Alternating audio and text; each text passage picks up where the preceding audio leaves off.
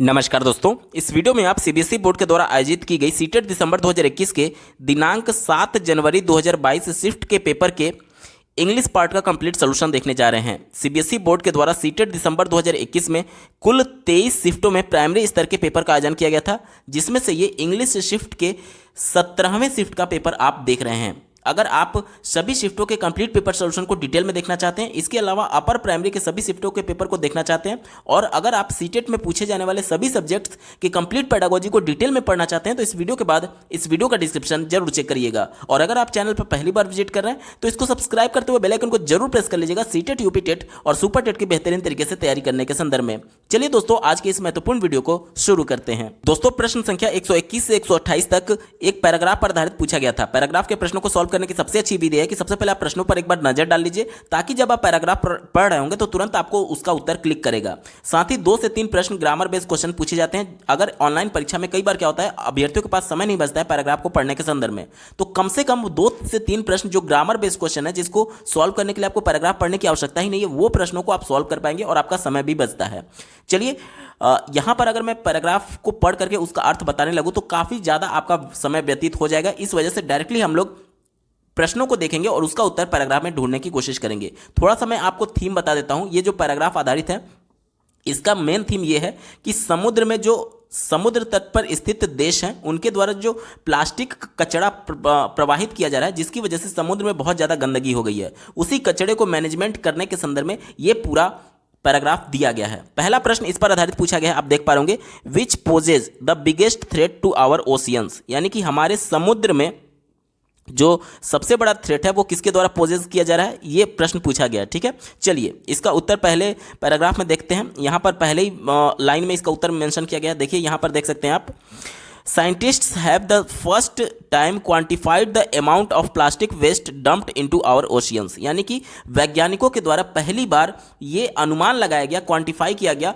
कि जो plastic waste है वो कितना हमारे समुद्रों में डंप किए गए हैं। About 8 million tons of plastic waste was dumped into the world's oceans in 2010, and researchers warn that the cumulative amount could increase more than 10-fold in the next decade unless the international community improves its waste management practices. यानी कि ये बताया जा रहा है कि लगभग 8 million ton plastic जो वेस्ट है वो समुद्रों में डंप किए गए हैं, जो कि समुद्र तट के किनारे देश हैं उनके द्वारा, और ये 2010 का आंकड़ा है। और रिसर्च हमें ये चेतावनी देती है कि अगर इसी प्रकार से इसकी मात्रा बढ़ती रही तो 10 गुना ज़्यादा हो सकता है नेक्स्ट डिकेड में, यानी आने वाले 10 सालों में। इसलिए ये इंटरनेशनल कम्युनिटी को ज़रूरत है कि वेस्ट मैनेजमेंट प्रैक्टिस को सुधारा जाए। ठीक है, तो ये जो पूरा पैराग्राफ है वो प्लास्टिक मैनेजमेंट पर, वेस्ट मैनेजमेंट पर बेस्ड है। और हमसे प्रश्न भी यही पूछा गया था कि which poses the biggest threat to our ocean, तो ऑप्शन नंबर 4 में दिया गया, देखिए, plastic waste making its way to the oceans. ठीक है, ऑप्शन नंबर 4 यहाँ पर बिल्कुल अप्रोप्रिएट है और यही इसका सही जवाब हो जाएगा। अगला प्रश्न पूछा गया था, द स्टडी डिग्रेडेशन मतलब कि क्षरण की बात की जा रही है, ऑफ आवर ओशियंस, यानी हमारे समुद्र के, can be effectively dealt with by, यानी कि हमारे समुद्रों में का जो क्षरण हो रहा है उसको किस प्रकार से प्रभावी तरीके से हम लोग उसको डील कर सकते हैं। तो पैराग्राफ में अभी आपने पढ़ा कि इंप्रूविंग वेस्ट मैनेजमेंट प्रैक्टिसेज, यानी कि जो कचरा है उसको मैनेजमेंट करने की आवश्यकता है ताकि वो पूरी तरीके से समुद्र में ना जाए। ऑप्शन नंबर 1 इसका बिल्कुल अप्रोप्रिएट जवाब हो जाएगा पैराग्राफ के हिसाब से। अगला प्रश्न पूछा गया था, which of the following statement is true, यानी कि दिए गए विकल्प में से कौन सा कथन सही है। दिया गया है, द कोस्टल कंट्रीज, कोस्टल मतलब होता है कि जो समुद्र तट पर स्थित देश हैं उसके बारे में बात की जा रही है। The coastal countries of the biggest contributors to ocean pollution because they, यानी कि जो समुद्र तट पर स्थित देश हैं वो सबसे बड़े कंट्रीब्यूटर हैं ओशियन पॉल्यूशन के संदर्भ में, ऐसा क्यों हमसे पूछा जा रहा है। तो ऑप्शन नंबर 3 दिया गया है, dumped million metric tons of plastic waste into the ocean, यानी उनके द्वारा मिलियन मीट्रिक टन जो प्लास्टिक वेस्ट है उसको ओशियन में प्रवाहित कर दिया जा रहा है। विकल्प नंबर 3 बिल्कुल अप्रोप्रिएट है और यही इसका सटीक जवाब होगा। अगला प्रश्न पूछा गया है, यहां पर देखिए, रीड द फॉलोइंग स्टेटमेंट्स, यहां पर 2 स्टेटमेंट दिए गए हैं और दोनों को पढ़ करके इसका सही जवाब देना है। पहला स्टेटमेंट दिया गया है, statics shows that the plastic waste management will be the biggest challenge before the world community in the coming years। तो पैराग्राफ में पहले ही पैरा में मेंशन किया गया था कि जो प्लास्टिक वेस्ट मैनेजमेंट है वो आने वाले डिकेड में यानी कि आने वाले 10 सालों में जो अभी का प्लास्टिक वेस्ट मैनेजमेंट है लगभग 8 मिलियन टन, उसका लगभग 10 गुना हो जाएगा। ठीक है, तो यही बात कहा जा रहा है कि ये आने वाले सालों में ये बहुत बड़ा चैलेंज उभर करके आएगा वर्ल्ड कम्युनिटी के सामने। तो ये तो बिल्कुल सही है, पॉजिटिव है। दूसरा देखिए, scientist from the US and Australia have formulated plans to effectively control plastic waste. यानी कि ये कहा जा रहा है कि जो अमेरिका और ऑस्ट्रेलिया के साइंटिस्ट यानी कि वैज्ञानिक हैं, उन्होंने एक फार्मूला तैयार कर लिया है, प्लांट तैयार कर लिया है, effective plant to control plastic waste. यानी जो प्लास्टिक वेस्ट है, जो कचरा है प्लास्टिक का, उसको मैनेजमेंट करने के लिए। तो इस प्रकार का कोई भी पैराग्राफ में मेंशन नहीं किया गया, इस वजह से इसे हम लोग निगेटिव मानेंगे। यानी कि दिए गए विकल्प में देखिए B is false and A is true, इसका बिल्कुल सही जवाब हो जाएगा। विकल्प नंबर 2 सही उत्तर है। अगला प्रश्न पूछा गया था, which of the following word is similar in meaning to the word cumulative as used in para 1 for the passage.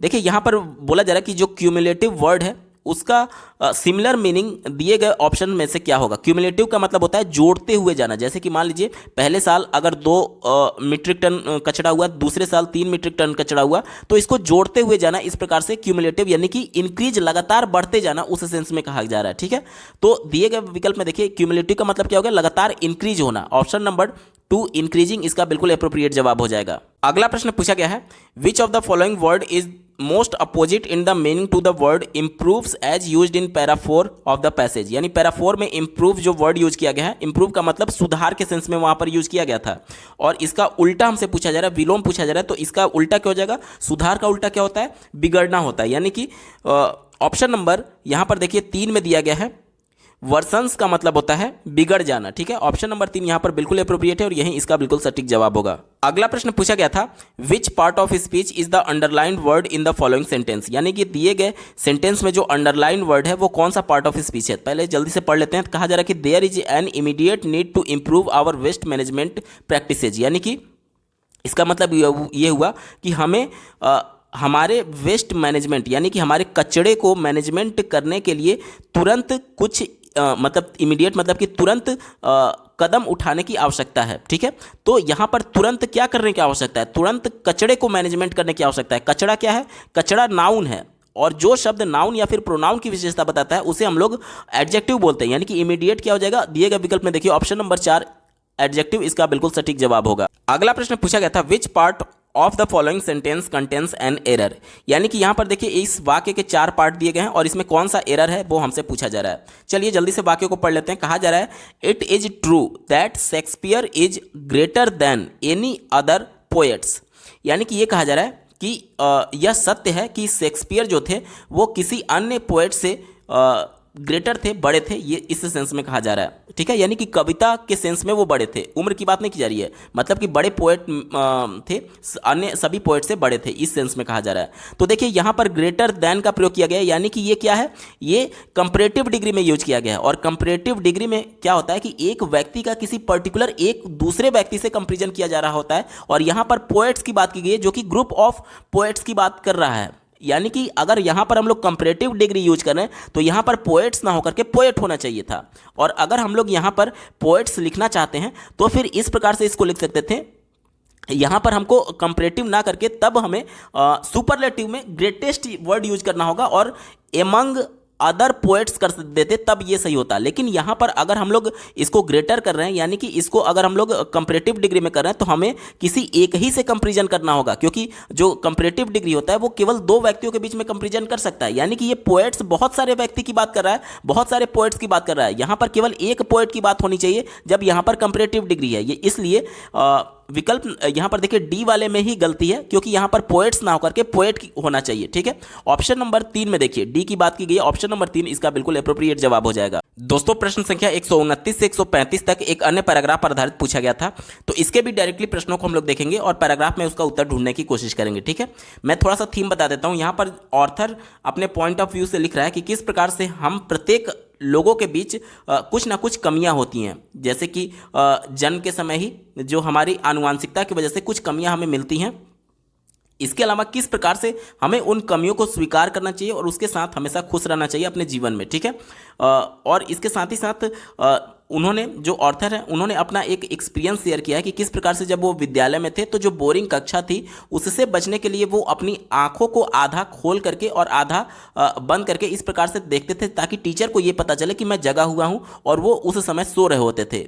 यानी कि उन्होंने अपने क्लेवर यानी चालाक होने का परिचय दिया है पैराग्राफ नंबर 2 में। और पैराग्राफ नंबर 3 में इनके द्वारा ये परिचय दिया गया है कि जो टीवी पर विभिन्न प्रकार के चैनल चल रहे हैं जो कि बहुत ज़्यादा बातचीत करते हैं और व्यर्थ में नॉट इनफ थॉट्स, यानी कि कुछ विचार प्रस्तुत नहीं करते, सिर्फ आपस में बातचीत करते हैं, ठीक है। इसके बाद उन्होंने टीवी के जो गुरु होते हैं उनको भी एक तरीके से लाइव में बहुत लंबी लंबी बातें करते हुए और इस प्रकार की चीज़ें और एक दूसरे के ऊपर बुलिंग करने का, गेस्ट को मतलब एक तरीके से अपशब्द बोलने का, इस टाइप से पैराग्राफ नंबर 3 में चर्चा किया हुआ है, ठीक है। चलिए इसी को ध्यान में रखकर के ये पूरा थीम हो गया। इसी पर आधारित जो पहला प्रश्न पूछा गया है आप अपने स्क्रीन पर देख पा रहे होंगे, पूछा गया है what makes life's journey smooth and easy, यानी कि हमारे जीवन का जो सफ़र है उसको कौन आसान बनाता है और स्मूथ बनाता है। तो इसका उत्तर पहले ही पैराग्राफ में दिया गया है, आप देख सकते हैं। Each one of us is a mass of imperfection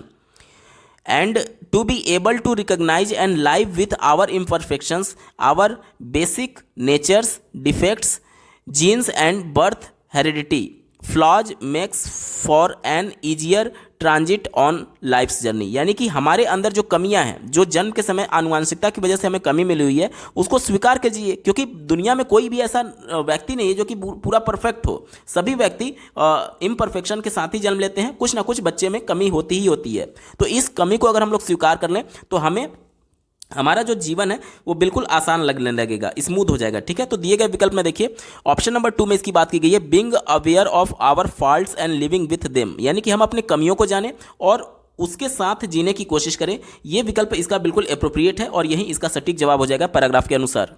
अगला प्रश्न पूछा गया था, the trick adopted by the author to avoid listening to long boring speeches shows that he is very, यानी कि अभी मैंने आपको बताया थीम बताते समय कि कक्षा में वो जो ऑथर हैं वो बताते हैं कि उन्होंने क्या किया कि टीचर के सामने अपनी आंखों को आधा बंद रखा आधा खुला रखा ताकि वो टीचर समझ पाए कि बच्चा ध्यान दे रहा है, और वो उस समय सो रहे होते थे।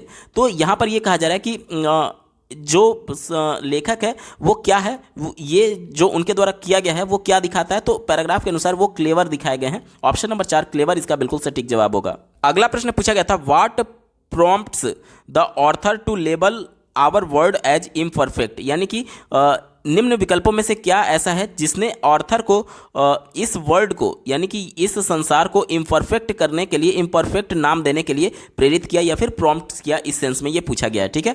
तो अभी हमने पैराग्राफ में देखा था too much talk and not enough thought, यानी कि जो टीवी में बेवजह फालतू के बहस होते हैं और कोई विचार प्रस्तुत नहीं किया जाता, उसके सेंस में उन्होंने चर्चा किया था पैराग्राफ नंबर 3 में। इसी बात की चर्चा की गई थी और यही बिल्कुल सही जवाब हो जाएगा, विकल्प नंबर 3 सही उत्तर है पैराग्राफ के अनुसार। अगला प्रश्न पूछा गया था, the author's attitude to TV guru and TV anchors, यानी कि जो टीवी के एंकर हैं और जो टीवी के गुरुज हैं उनके संदर्भ में ऑथर का एटीट्यूड क्या है। तो उन्होंने उनकी निंदा की थी, भर्त्सना की थी, यानी इसका अंग्रेजी क्या हो जाएगा, कंडेमनेटरी, इसका बिल्कुल सही जवाब हो जाएगा। ऑप्शन नंबर 2 कंडेमनेटरी इसका सही उत्तर है। चलिए बढ़ते हैं अगले प्रश्न की तरफ। 133 नंबर का प्रश्न आप अपने स्क्रीन पर देख पा रहे होंगे, which of the following word is similar in meaning the word flaws as use in paragraph 1। तो फ्लाज का मतलब वहां पर फॉल्ट के तौर पर, हमारे अंदर जो कमियां हैं उसके तौर पर बताया गया था, ठीक है। तो दिए गए विकल्प में देखिए क्या उत्तर हो जाएगा। ऑप्शन नंबर 2 में फॉल्ट्स की बात की गई है, विकल्प नंबर 2 इसका बिल्कुल सटीक जवाब होगा। अगला प्रश्न पूछा गया था, which of the following word is most opposite in the meaning to the word happily as used in the para 2 of the passage, यानी कि ये कहा जा रहा है कि पैराग्राफ 2 में एक वर्ड यूज किया गया हैप्पीली, तो इसका अपोजिट यानी कि विलोम शब्द क्या होगा। तो हैप्पी का मतलब होता है खुशी मुद्रा में, हैप्पीली मतलब खुशी मुद्रा में, तो सैडली यानी कि दुखी मुद्रा में। ऑप्शन नंबर 3 सैडली इसका बिल्कुल एप्रोप्रिएट जवाब होगा। अगला प्रश्न पूछा गया था, which part of the following sentence contains an error, यानी कि दिए गए वाक्य में किस पार्ट में गलती है, ये हमसे पूछा जा रहा है। जल्दी से वाक्य को पढ़ लेते हैं। He asked his friend why had he been absent from school yesterday. ध्यान से समझिएगा, हमसे ये कहा जा रहा है कि ये जो पूरा वाक्य दिया गया है वो इनडायरेक्ट स्पीच में दिया गया है। और इनडायरेक्ट स्पीच में होने के साथ साथ ये वाक्य जो है ये वो इंट्रोगेटिव सेंटेंस है। इंट्रोगेटिव मैंने कैसे पहचाना, देखिए यहाँ पर WH टाइप वर्ड दिया गया है जो कि प्रश्नवाचक शब्द है और उसके बाद हेल्पिंग वर्ब का यूज किया गया है। तो प्रश्नवाचक शब्द के बाद अगर तुरंत हेल्पिंग वर्ब आ जाए तो वो एक इंट्रोगेटिव सेंटेंस को दर्शाता है। और चूंकि इंट्रोगेटिव है इस वजह से लास्ट में क्वेश्चन मार्क होना चाहिए था, लेकिन लास्ट में क्वेश्चन मार्क नहीं है। इस वजह से ये तो कंफर्म है कि ये इंट्रोगेटिव सेंटेंस के तौर पर इसको रिप्रेजेंट नहीं करना चाहता है परीक्षा लेने वाली संस्था। यानी कि ये अब हम लोग इंट्रोगेटिव इसको नहीं मानेंगे, इंट्रोगेटिव नहीं मानेंगे, तब एरर जो है वो पार्ट बी में ही है। क्यों? क्योंकि वाई के बाद हमें हैड नहीं लगाना है। अगर हैड लगाते हैं तो ये इंट्रोगेटिव हो जाएगा। तो हमें सेंटेंस इस प्रकार से लिखना है, वाई ही हैड बीन होना चाहिए। वाई ही पहले आएगा, उसके बाद हैड आएगा, ठीक है। यानी ही और हैड आपस में इंटरचेंज हो जाएंगे तो ये वाक्य पूरा सही हो जाएगा। यानी पार्ट बी में ही गलती है। दिए गए विकल्प में देखिए ऑप्शन नंबर 1 में बी दिया गया है, ऑप्शन नंबर 1 इसका बिल्कुल सटीक जवाब होगा। अगला प्रश्न पूछा गया है, which of the following ideas is in contradiction to the theory proposed by linguist Noam Chomsky. यानी कि नॉम चॉम्स्की के द्वारा प्रपोज किए गए थियरी में से कौन सा एक ऐसा आइडिया है चारों विकल्पों में से जो कि कंट्राडिक्शन है, उसका विरोध कर रहा है, ठीक है। चलिए चौथे विकल्प से शुरुआत करेंगे। All the languages share certain common structure and features. Noam Chomsky के द्वारा बताया गया था कि प्रत्येक भाषा में, चाहे हिंदी की बात की जाए, इंग्लिश की बात की जाए, संस्कृत की बात की जाए, प्रत्येक भाषा में एक सर्टेन कॉमन स्ट्रक्चर होता है, यानी कि सार्वभौमिक ग्रामर होता है, जिसके माध्यम से एक भाषा को अगर बच्चे ने सीख लिया है तो दूसरी भाषा को सीखने में मदद करता है। जैसे कि अगर हिंदी में आपने संज्ञा पढ़ा है, सर्वनाम पढ़ा है, क्रिया पढ़ा है, तो वही चीज़ आप संस्कृत में भी पढ़ेंगे और वही चीज़ अंग्रेजी में भी पढ़ेंगे, वर्ब पढ़ेंगे, नाउन पढ़ेंगे, प्रोनाउन पढ़ेंगे। यानी कि सार्वभौमिक व्याकरण की वजह से बच्चों को दूसरी भाषा सीखने में मदद मिलती है। ये विकल्प बिल्कुल अप्रोप्रिएट है। इस वजह से हमारा उत्तर नहीं होगा क्योंकि हमसे कंट्राडिक्शन वाला पूछा गया था, यानी कि कौन सा इनके द्वारा नहीं बताया गया है वो पूछा गया है। तीसरा देखिए, there is a critical period of language learning to happen. ये भी बिल्कुल इनके द्वारा बात कही गई थी, इस वजह से हमारा उत्तर नहीं होगा। पहला देखिए, humans have an innate capacity to acquire languages. यानी कि उनके द्वारा ये कहा गया था कि बच्चे जन्मजात लैंग्वेज एक्विजिशन डिवाइस के साथ जन्म लेते हैं जो कि भाषा को अर्जित करने में उनकी मदद करता है। यानी ये विकल्प भी बिल्कुल पॉजिटिव है नॉम चॉम्स्की के अनुसार, इस वजह से हमारा उत्तर नहीं होगा। एक ही विकल्प बचा, ऑप्शन नंबर 2 देखिए, children learn languages through imitation. Imitation का मतलब होता है नकल करके, अनुकरण करना। एंड री इन्फोर्समेंट का मतलब होता है पुनर्बलन।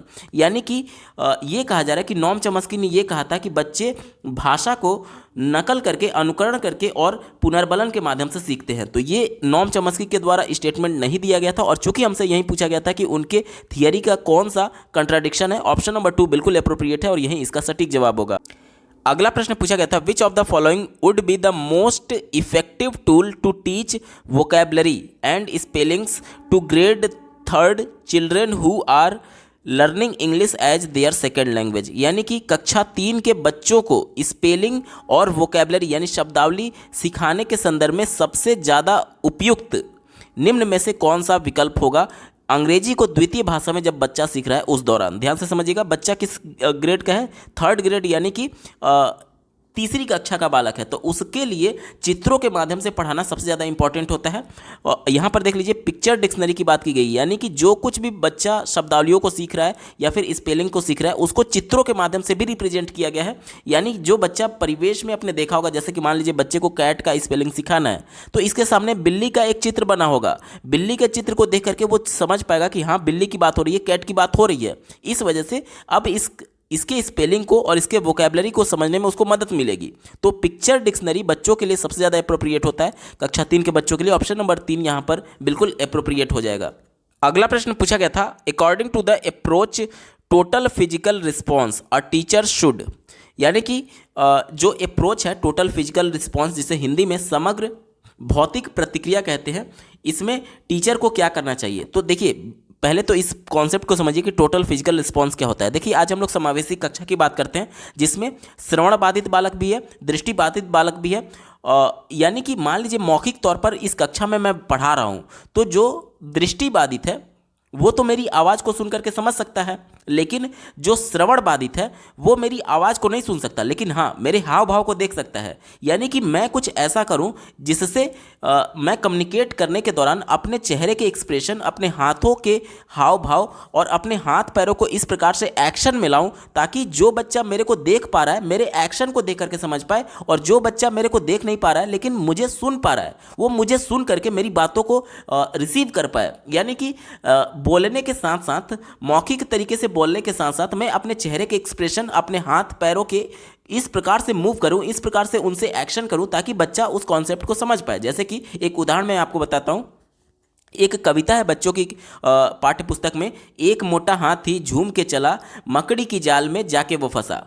तो जब ये कविता मैं पढ़ा रहा हूँगा तो हो सकता है कि मेरी कक्षा में ऐसे भी बालक हों जो कि दृष्टिबाधित हैं, देख नहीं सकते, लेकिन मेरे द्वारा बोले जा रहे शब्दों को वो सुन करके समझ सकते हैं कि कविता में क्या पढ़ाया जा रहा है। और कुछ ऐसे भी बच्चे हो सकते हैं जो कि सुन नहीं सकते हैं लेकिन देख सकते हैं। तो जो बच्चा मेरी मौखिक बातों को सुन नहीं पा रहा है, जब मैं अपने हाथ पैर और चेहरे की भाव भंगिमा से उसको एक्सप्रेस करने की कोशिश करूंगा, जैसे कि अगर मैं बोल रहा हूं एक मोटा हाथी, तो जब मोटापे का इशारा करना होगा तो मैं दोनों हाथों को फैला करके मोटापे की तरह इशारा करूंगा। तो बच्चा भले ही मुझे नहीं सुन पा रहा है लेकिन वो मेरे हाव भाव को देख करके समझ पा रहा होगा कि हाँ मैं मोटापे की बात कर रहा हूं, किसी मोटे चीज की बात कर रहा हूं। और जब मैं हाथी वर्ड यूज करूंगा तो अपने हाथ के केहूनी को अपने नाक से सटाते हुए यह दिखाने की कोशिश करूंगा कि मेरे नाक के आगे सूंड लगा हुआ है। यानी कि अब बच्चा जो भले मेरे को नहीं सुन पा रहा था लेकिन कम से कम मुझे देख करके समझ पाएगा कि हाँ मैं हाथी की बात कर रहा हूँगा। यानी कि कहीं ना कहीं वो बच्चा जो मेरे को सुन नहीं पा रहा है, मुझे सुन नहीं पा रहा है, लेकिन मेरे द्वारा जो चेहरे की भाव भंगिमा है या फिर मेरे शरीर के द्वारा जो एक्शन किए जा रहे हैं उसको देख करके कुछ हद तक वो अंदाजा लगा सकता है कि किस बारे में बात की जा रही है। यही होता है टोटल फिजिकल रिस्पॉन्स। दिए गए विकल्प में देखिए ऑप्शन नंबर 3 में बात की गई teacher vocabulary bye connecting words with appropriate action. Appropriate action यानी कि जो कुछ भी वर्ड्स, जो कुछ भी वोकैबलरी शब्दावली टीचर के द्वारा प्रयोग की जा रही है उससे कनेक्टेड वर्ड्स को एप्रोप्रिएट एक्शन के माध्यम से बताना। जैसे कि हाथी वर्ड मैंने यूज किया था तो इस हाथी वर्ड से कनेक्ट करके एप्रोप्रिएट एक्शन की मैंने अपने केहूनी से सूंड बनाने का इशारा किया था, इसी को बोलते हैं एप्रोप्रिएट एक्शन। ठीक है, तो ऑप्शन नंबर 3 बिल्कुल एप्रोप्रिएट है और यही इसका सटीक जवाब होगा।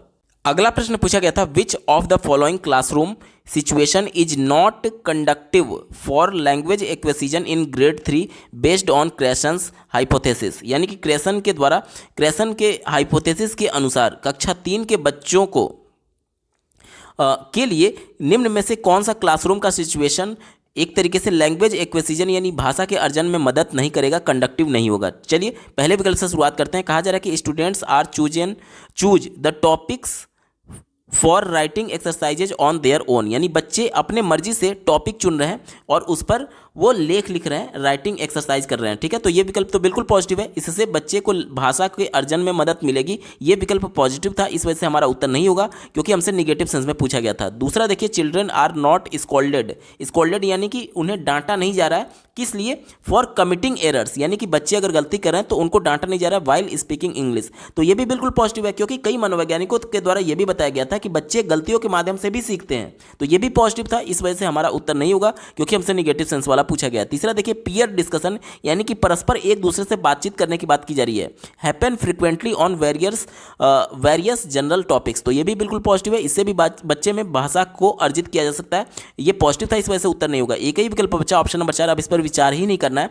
Teachers using Shakespeare's play for read aloud lesson in the class. यानी कि जो टीचर है वो शेक्सपियर का जो नाटक था उसको तेज तेज कक्षा में पढ़ रहा है, इस सेंस में है। तो इससे बच्चे में लैंग्वेज एक्विजिशन में मदद नहीं मिलेगी। क्यों नहीं मिलेगी? क्योंकि बच्चा खुद एक्टिव नहीं है, बच्चा निष्क्रिय था और चूंकि हमसे निगेटिव सेंस में पूछा गया था, इस वजह से ऑप्शन नंबर 4 बिल्कुल एप्रोप्रिएट होगा। अगला प्रश्न पूछा गया था, which of the following is the least relevant objective for introducing children to poetry. यानी कि बच्चों को कविता सिखाने के संदर्भ में इसके मुख्य उद्देश्यों में से कौन सा ऐसा उद्देश्य है जो कि सबसे कम महत्वपूर्ण है? सबसे कम यानी निगेटिव सेंस में पूछा जा रहा है, इसी को ध्यान में रखकर के उत्तर ढूंढेंगे। चौथे विकल्प से शुरुआत करते हैं। कहा जा रहा है कि to improve comfort with words and spellings through rhyme and repetition. तो राइम की बात तो होती है पोएट्री में, ये पॉजिटिव सेंस में, इस वजह से हमारा उत्तर नहीं होगा क्योंकि हमसे निगेटिव सेंस में पूछा गया था। तीसरा देखिए, to build intonation skill in children through an easier format. तो ये भी बिल्कुल पॉजिटिव है, इंटोनेशन की भी बात होती है, इस वजह से हमारा उत्तर नहीं होगा। दूसरा देखिए, to expose student to different forms of writing, तो ये भी बिल्कुल अप्रोप्रिएट है, उत्तर नहीं होगा, पॉजिटिव सेंस में था। एक ही विकल्प बचा ऑप्शन नंबर 1 देखिए, to improve students ability to memorise and recall, memorise यानी कि रटना याद करने के संदर्भ में है, तो ये पोएट्री का उद्देश्य नहीं होता है, ठीक है। और चूंकि नहीं होता है निगेटिव सेंस में, इस वजह से हमसे निगेटिव सेंस में ही पूछा गया था, इस वजह से विकल्प नंबर 1 बिल्कुल अप्रोप्रिएट जवाब होगा। अगला प्रश्न पूछा गया था, a teacher introduced a game called spot the word in standard 2 classroom, यानी कक्षा 2 के छात्रों के साथ एक टीचर जो है वो एक गेम इंट्रोड्यूस करता है जिसका नाम स्पॉट द वर्ड है, यानी कि वर्डों को खोजने के संदर्भ में, ठीक है। चलिए आगे पढ़िए। Students were given a page long story and they had to rapidly circle the words uttered by the teacher. Uttered means होता है बोलना, यानी कि टीचर के द्वारा एक शब्द बोले जाते हैं। कहाँ से शब्द बोले जाएंगे? स्टूडेंट को एक पेज दिया गया है जिसमें एक स्टोरी मेंशन किया गया है, जिसमें से जो शब्द टीचर के द्वारा बोला जाएगा रैपिडली उसे सर्किल करना होगा बच्चों को, ठीक है। अब हमसे ये प्रश्न पूछा जा रहा है, which of the following language skill can this help develop, यानी कि ये जो टास्क है इससे बच्चे में कौन सा स्किल, लैंग्वेज स्किल डेवलप करने में मदद मिलेगा। तो इससे देखिए, जब टीचर ने कोई शब्द बोला तो उसको वो लोग पेज में ढूंढ रहे थे, उस पेज में ढूंढ करके रैपिडली उसको सर्किल करना था शब्दों को, तो इससे बच्चे में ढूंढने का कौशल यानी स्कैनिंग का कौशल इंट्रोड्यूस किया जा सकता है। विकल्प नंबर 2 बिल्कुल अप्रोप्रिएट है और यही इसका सटीक जवाब होगा। अगला प्रश्न पूछा गया था, a class of grade 4th student is learning English as second language, यानी कक्षा 4 के जो बच्चे हैं वो इंग्लिश को द्वितीय भाषा के रूप में सीख रहे हैं, ठीक है। चलिए आगे पढ़िए। अ डायग्नोस्टिक सोज दैट, यानी कि एक निदानात्मक परीक्षण किया गया जो ये दिखाता है कि most of them can read only grade second level text, यानी कि निदानात्मक परीक्षण में ये पाया गया कि जो मोस्टली छात्र थे कक्षा 4 के वो ग्रेड 2 के लेवल टेक्स्ट को ही पढ़ पा रहे थे, ठीक है। Can read only grade 2 level text, ठीक है। आगे पढ़िए। Which of the following classroom routines will enable the maximum number of student to participate and catch up, यानी कि हमसे ये बोला जा रहा है कि दिए गए विकल्पों में से कौन सा ऐसा विकल्प है जो कि बच्चे के क्लासरूम में एक रूटीन के तौर पर किया जा सकता है, ताकि मैक्सिमम बच्चे जो हैं वो इस तरीके से कैचअप कर पाएँ, यानी कि कक्षा 4 के उस स्टैंडर्ड तक पहुँच पाएँ। तो चलिए, बच्चे को पढ़ने में दिक्कत हो रही थी, इस वजह से उसको जितना ज़्यादा कम्युनिकेट करने का मौका दिया जाए और जितना ज़्यादा डेली टास्क कराया जाए वो वाला इंपॉर्टेंट होगा। पहले विकल्प से शुरुआत कर रहे हैं, कह रहा है कि idiom of the day, teacher present an idiom related to lesson daily. Idiom की बात की जा रही है, डेली ईडियम प्रेजेंट करने की, तो ये बहुत ज़्यादा अप्रोप्रिएट नहीं है, इससे कुछ खास फायदा नहीं होगा। दूसरा देखिए, वीकेंड रीड, यानी कि सप्ताह में एक बार पढ़ने की बात की जा रही है। Students share about the novel और the book that they read, यानी कि ये रेगुलर की बात नहीं की जा रही, इस वजह से हमारा उत्तर नहीं होगा। चौथा देखिए, जर्नल राइटिंग की बात की जा रही है। Students free right for about 5 minutes before starting the class, तो ये भी हमारा इंपॉर्टेंट नहीं है। एक ही विकल्प बचा ऑप्शन नंबर 3 देखिए, daily talk, student talk about some activity of the previous day for a minute every day. अब ये बच्चे के दैनिक जीवन से जुड़ा हुआ है कि पिछले दिन बच्चे ने क्या काम किया था, उस काम पर आधारित उसे 1 मिनट डेली टॉक करना है। बच्चे आपस में बात कर रहे हैं, तो इससे क्या होगा कि लेव वाइगोत्स्की के संरचनात्मक सिद्धांत के अनुसार एक तो बच्चे खुद इंटरेक्ट कर रहे हैं और अपने दैनिक जीवन से जुड़े हुए बातों पर चर्चा कर रहे हैं, जो पिछले दिन घटना घटी है उसके बारे में चर्चा कर रहे हैं, तो ये सबसे ज़्यादा अप्रोप्रिएट है और इससे बच्चों में एक तरीके से पढ़ने के कौशल को विकसित किया जा सकता है, क्योंकि ये डेली रूटीन में किया जा रहा है, ठीक है। ऑप्शन नंबर 3 बिल्कुल अप्रोप्रिएट है और यही इसका सटीक जवाब होगा।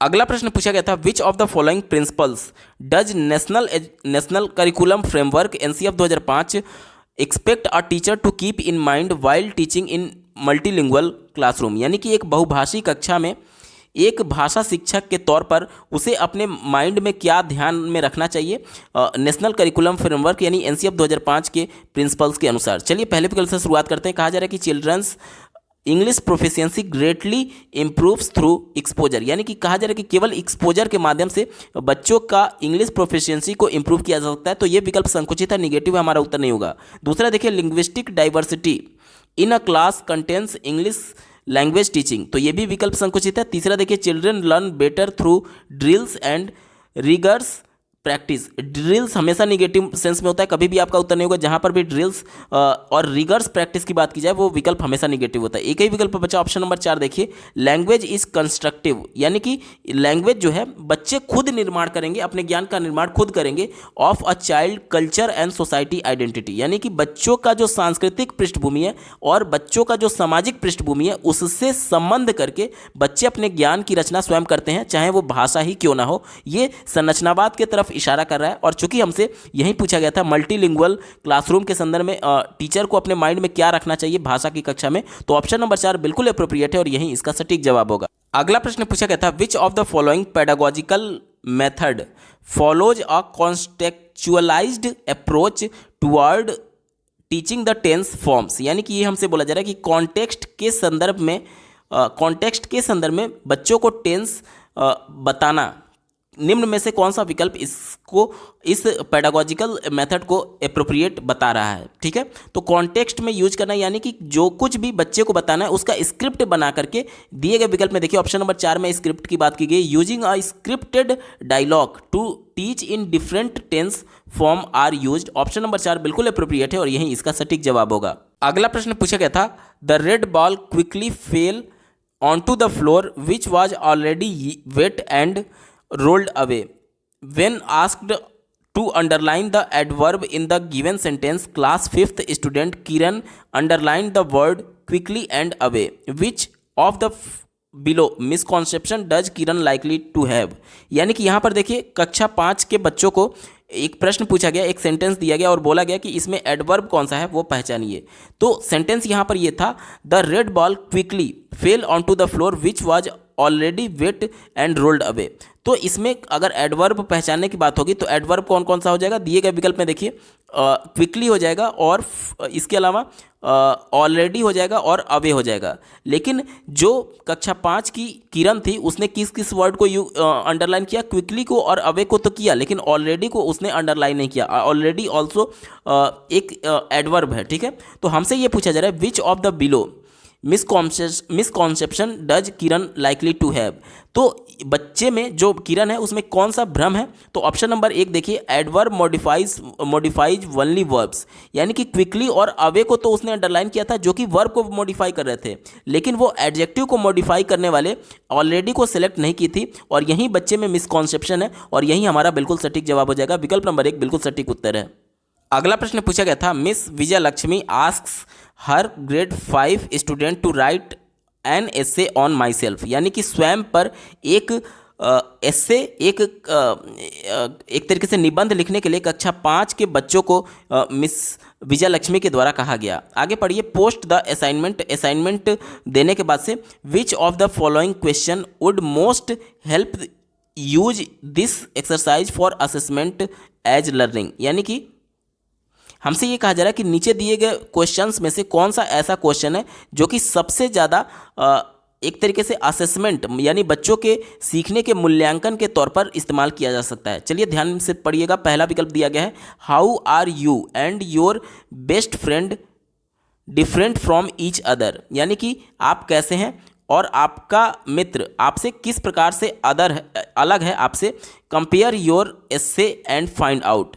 तो यहाँ पर ये देखिए, यहाँ पर स्वयं पर एक तरीके से केवल निबंध लिखने की बात की गई थी, यहाँ पर एसे कंपैरिजन की बात नहीं होनी चाहिए। इस वजह से यह उत्तर हमारा नहीं हो सकता, क्योंकि ये एक बच्चे का दूसरे से कंपैरिजन करने की बात कर रहा था, जबकि हमें एसे को लिखना था। इस वजह से ये विकल्प निगेटिव है, क्योंकि इसका कुछ खास मतलब नहीं था, इस वजह से ये उत्तर हमारा नहीं होगा। दूसरा देखिए, using the given list of points check what all you have include and include the rest, यानी कि एक चेकलिस्ट दिया गया है टीचर के द्वारा और बोला गया है कि आप अपने निबंध में इसमें से क्या इंक्लूड किए हैं और क्या इंक्लूड नहीं किए, उसको फिर से इंक्लूड करिए अपने निबंध में। तो इससे बच्चे में कुछ खास कौशल विकसित नहीं होगा और बच्चे का मूल्यांकन ठीक ढंग से नहीं किया जा सकता है। तीसरा देखिए, what is your most favourite activity, तो ये भी बहुत इंपॉर्टेंट नहीं है, क्योंकि ये सभी बंद सिरे वाले प्रश्न हैं। वो वाला प्रश्न हमारे लिए इंपॉर्टेंट होगा जो कि खुले सिरे वाला होगा, जिसमें बच्चे का क्रिटिकल थिंकिंग मूल्यांकन करने में मदद मिलेगा। चौथा देखिए, how would you decide which thing about yourself to include in the essay, यानी कि आप कैसे डिसाइड करेंगे कि आपको आपके निबंध में क्या मेंशन करना चाहिए, क्या इंक्लूड करना चाहिए। तो ये बच्चे को क्रिटिकल थिंकिंग में मदद करेगा और बच्चा इससे क्रिएटिव बनेगा। और इसी के माध्यम से यही एक प्रश्न है जिसके माध्यम से बच्चों के सीखने का सही तरीके से असेसमेंट यानी कि मूल्यांकन किया जा सकता है। विकल्प नंबर 4 बिल्कुल अप्रोप्रिएट है और यही इसका सटीक जवाब होगा। अगला प्रश्न पूछा गया था, what is the status according to the English language in the Indian constitution, यानी कि भारतीय संविधान के अनुसार अंग्रेजी भाषा का स्थिति क्या है। तो इसे एसोसिएट ऑफिशियल लैंग्वेज का दर्जा दिया गया है। विकल्प नंबर 3 बिल्कुल अप्रोप्रिएट होगा। अगला प्रश्न पूछा गया था, an English class was run with the objective students will be able to use appropriate punctuation marks. Punctuation marks को हम लोग विराम चिन्ह बोलते हैं हिंदी में। यानी कि ये बोला जा रहा है कि एक इंग्लिश कक्षा इस उद्देश्य के साथ रन कर रही है कि बच्चे जो हैं, जो छात्र हैं, वो एप्रोप्रिएट तरीके से पंक्चुएशन मार्क यानी कि विराम चिन्हों को यूज करना सीख पाएंगे। विच of the following assessment is best aligned with the objective, यानी कि इस ऑब्जेक्टिव के साथ कौन सा मूल्यांकन है जो कि बेस्ट अलाइंड किया गया है और दिए गए विकल्प में से। चलिए देखते हैं।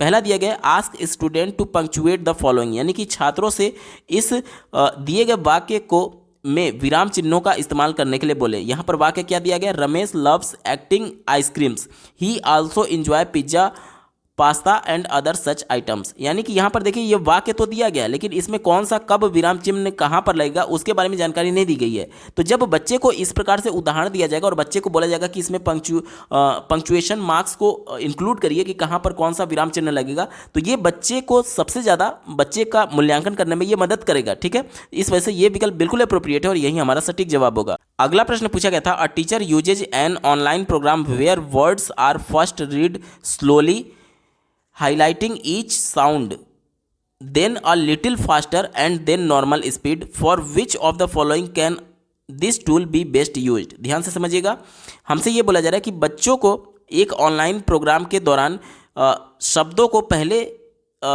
बिल्कुल स्लोली यानी धीरे धीरे सभी साउंड्स, सभी वर्णों को, सभी अल्फ़ाबेट्स को हाईलाइट करते हुए बोला गया। उसके बाद से थोड़ा सा तेज बोला गया और अंत में नॉर्मल स्पीड के साथ बोला गया। तो हमसे ये बोला जा रहा है कि ये क्या है, तो ये एक मिश्रण का रूप है। ऑप्शन नंबर 2 देखिए, ब्लेंडिंग इसका बिल्कुल सही जवाब हो जाएगा। यानी कि पहले बिल्कुल स्लोली, उसके बाद से थोड़ा सा उससे तेज किया गया और अंत में नॉर्मल स्पीड पर आया गया, यानी कि ये मिश्रण किया गया है। ऑप्शन नंबर 2 ब्लेंडिंग इसका बिल्कुल सटीक जवाब है। अगला प्रश्न पूछा गया था, miss Renu in her class 5th tales a story in English, यानी कि कक्षा 5वीं में एक शिक्षिका है मिस रेनू, वो इंग्लिश में एक कहानी को कहती हैं। Ask her student to tell the story in their language, और उसके बाद से बच्चों को उसी कहानी को अपनी भाषा में कहने के लिए बोलती हैं। यानी कि सबकी मातृभाषा हो सकता है अलग अलग हो और सबको अपनी मातृभाषा में बोलने के लिए टीचर के द्वारा बोला गया। C then ask them to tell the story in group of 5 by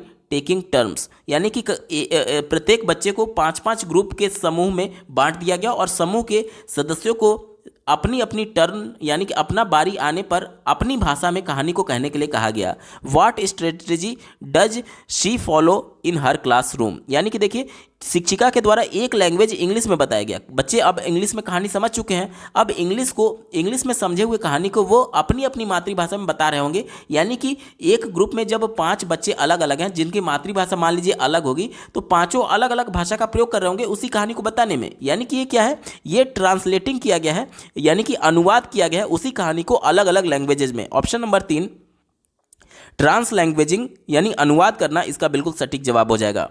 दोस्तों ये पेपर पूरा सॉल्व हो चुका है। आपको ये वीडियो कैसा लगा कमेंट के माध्यम से जरूर बताइएगा, क्योंकि आपका एक कमेंट मुझे मोटिवेट करेगा ऐसे ही महत्वपूर्ण वीडियो लाने के संदर्भ में। अगर आप सीटेट अपर प्राइमरी के साथ प्राइमरी स्तर के सभी शिफ्टों के कंप्लीट पेपर सोल्यूशन को डिटेल में देखना चाहते हैं, इसके अलावा सीटेट के सभी सब्जेक्ट्स के कंप्लीट पेडागोजी को डिटेल में पढ़ना चाहते हैं, तो इस वीडियो के बाद इस वीडियो का डिस्क्रिप्शन जरूर चेक करिएगा। और अगर आप चैनल पर पहली बार विजिट कर रहे हैं तो इसको सब्सक्राइब करते हुए बेल आइकन को जरूर प्रेस कर लीजिएगा सीटेट, यूपी टेट और सुपर टेट की बेहतरीन तरीके से तैयारी करने के संदर्भ में।